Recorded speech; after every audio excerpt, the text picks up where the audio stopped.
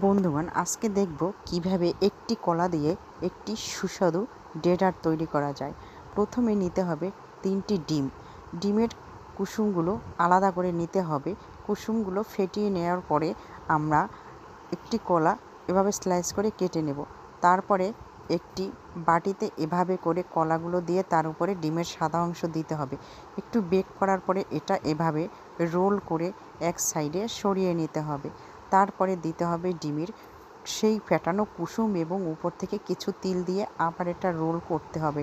Role করার পরে এটা উঠিয়ে নিয়ে স্লাইস করে কেটে নিয়ে পরিবেশন করতে হবে।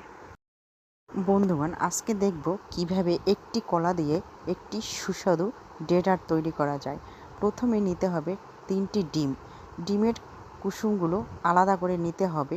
কুসুমগুলো ফেটিয়ে নেওয়ার পরে আমরা একটি কলা এভাবে স্লাইস করে কেটে নেব। তারপরে একটি বাটিতে এভাবে করে কলাগুলো দিয়ে তার উপরে ডিমের সাদা অংশ দিতে হবে। একটু বেক করার পরে এটা এভাবে রোল করে এক সাইডে সরিয়ে নিতে হবে। তারপরে দিতে হবে ডিমের সেই ফেটানো কুসুম এবং উপর থেকে কিছু তিল দিয়ে আবার এটা রোল করতে হবে। রোল করার পরে এটা উঠিয়ে নিয়ে স্লাইস করে কেটে নিয়ে পরিবেশন করতে হবে।